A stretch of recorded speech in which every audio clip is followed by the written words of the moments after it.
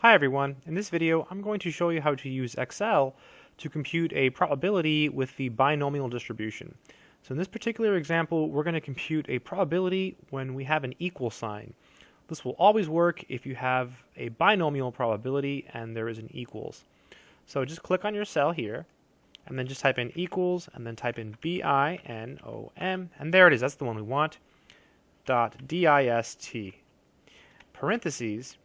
And then you see it tells us what to type in. So the number S, the trials, the probability, and then whether or not we want a cumulative distribution function or just a probability distribution function.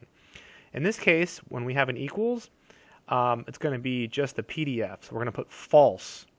So let's see, the number S, that's going to be the number of successes, so 26 in our case. The number of trials is our N, so that's 50. The probability is going to be 0.45, and then because we have an equals, we're going to type in false, so false, and then parentheses, so everything looks okay.